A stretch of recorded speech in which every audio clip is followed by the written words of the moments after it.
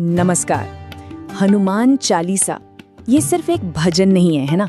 ये तो शक्ति और भक्ति की एक बहुत ही गहरी कहानी है। और आज हम क्या करने वाले हैं? हम पारंपरिक पटचित्र कला के जरिए इस कहानी के हर एक दोहे में जो गहरे अर्थ छिपे हैं उन्हें एक एक करके खोलेंगे। तो हमारा ये सफर इन 5 हिस्सों से होकर गुजरेगा। हम शुरू करेंगे मन के दर्पण को साफ करने से और पहुंचेंगे असंभव को भी संभव बनाने तक। तो चलिए पहले खंड से ही शुरुआत करते हैं। तो सबसे पहले मन का दर्पण। देखिए, हनुमान जी की स्तुति शुरू करने से भी पहले चालीसा हमें एक बहुत जरूरी चीज सिखाती है और वो है मन की शुद्धि और विनम्रता। ये आप कह सकते हैं ईश्वर के ध्यान के लिए खुद को तैयार करने का पहला सबसे जरूरी कदम है। पहला दोहा कहता है, श्री गुरु चरण सरोज रज निज मनु मुकुरु सुधारी। इसका मतलब क्या हुआ? मतलब ये कि गुरु के चरण कमलों की धूल से मैं अपने मन के दर्पण को साफ करता हूँ। और ये जो विजुअल है ये बिल्कुल यही दिखा रहा है ना? मन रूपी आईने को साफ किया जा रहा है ताकि उसमें ईश्वर का अक्स, उनका प्रतिबिंब बिल्कुल साफ साफ नजर आए। इसके ठीक बाद भक्त क्या करता है? वो अपनी सीमाओं को, अपनी कमियों को स्वीकार करता है। वो कहता है, बुद्धिहीन तनु जानिके, मतलब खुद को बुद्धिहीन मानकर। ये एक बहुत बड़ी बात है ना? और इसी विनम्रता के साथ वो हनुमान जी से बल, बुद्धि और ज्ञान का आशीर्वाद मांगता है। अच्छा, अब आते हैं परिचय पर। और यहाँ एक बहुत ही दिलचस्प बात सामने आती है। चालीसा में हनुमान जी का परिचय सिर्फ एक शक्तिशाली, बलशाली छवि के रूप में नहीं होता, नहीं, बल्कि ज्ञान के एक प्रतीक के रूप में होता है। उन्हें कहा गया है ज्ञान गुण सागर। सोचिए, ज्ञान और गुणों का महासागर। और इस कलाकृति में ये कितनी खूबसूरती से दिखाया गया है। उनकी आंखों को देखिए, उन्हें समंदर की तरह दिखाया गया है जो उनकी असीम गहरी बुद्धि का प्रतीक है। और फिर अगला छंद उनके इस परिचय को और पूरा करता है, उनके दिव्य रिश्तों को हमारे सामने रखता है। वो सिर्फ ज्ञानी नहीं है, वो राम के दूत हैं, रामदूत। वो अंजनी के पुत्र हैं, अंजनी पुत्र, और पवन देव के पुत्र भी, पवन सुत। और हाँ, वो अतुलित बल यानी अतुलनीय शक्ति के धाम भी हैं। तो ज्ञान और परिचय के बाद अब चालीसा हमें हनुमान जी के विराट स्वरूप और उनकी असीम शक्ति के दर्शन कराती है। अब जो छंद आएंगे वो उनके बल और उनकी भव्यता का वर्णन करेंगे। यहाँ कहा गया है कि वो कुमति यानी बुरी बुद्धि का नाश करने वाले हैं और सुमति यानी अच्छी बुद्धि के साथी हैं। और इस विजुअल का प्रतीकवाद देखिए कितना गहरा है। एक चट्टान टूटती है और उसके अंदर से एक कमल निकलता है। ये बिल्कुल वैसा ही है नकारात्मक विचारों यानी कुमति पर शुद्ध ज्ञान यानी सुमति की जीत। फिर आगे के छंदों में उनके दिव्य रूप का वर्णन आता है। कंचन बरण यानी सुनहरा शरीर, कानों में सुंदर कुंडल और हाथों में गदा और ध्वजा। ये कलाकृति देखिए उनके हर एक दिव्य लक्षण को जैसे जिंदा कर रही हो। और ये भी बताया गया है कि वो भगवान शिव के अवतार हैं। उनकी महिमा का गुणगान पूरा ब्रह्मांड करता है। ये जो डबल एक्सपोजर जैसा विजुअल है ये उनकी इसी दिव्य विरासत को दिखा रहा है, उन्हें सीधे भगवान शिव से जोड़ रहा है।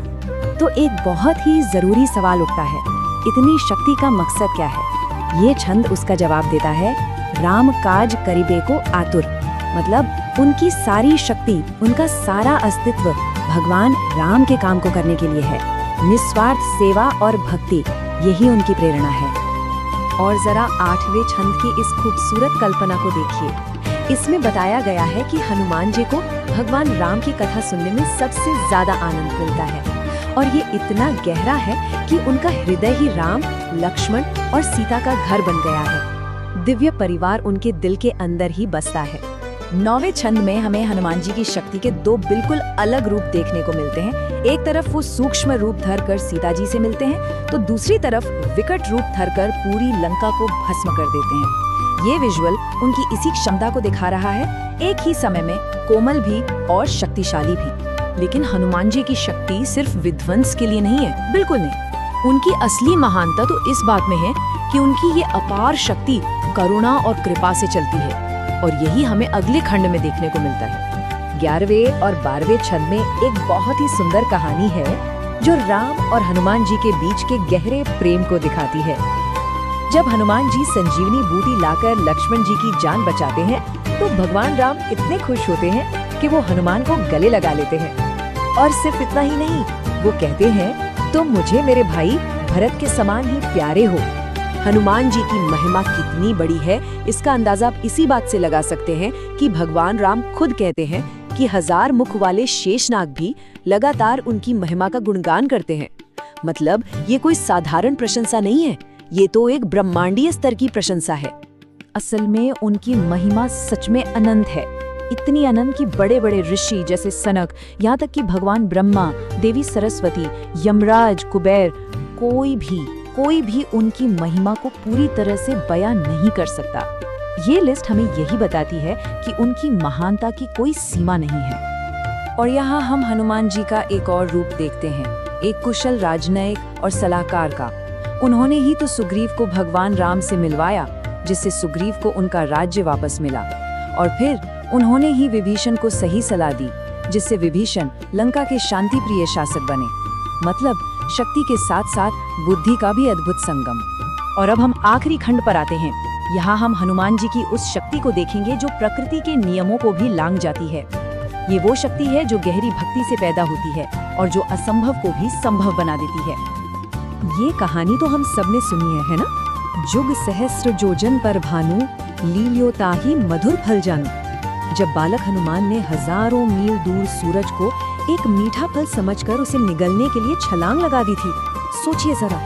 तो जिसने बचपन में ही सूरज को निगल लिया हो, उसके लिए भगवान राम की अंगूठी मुंह में रखकर विशाल समंदर को लांघ जाना कोई बड़ी बात नहीं है ना?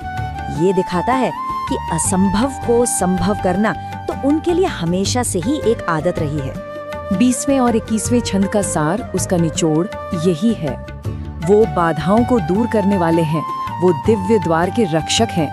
उनकी कृपा से दुनिया का सबसे मुश्किल काम भी आसान हो जाता है, हर दुर्गम कार्य सुगम हो जाता है।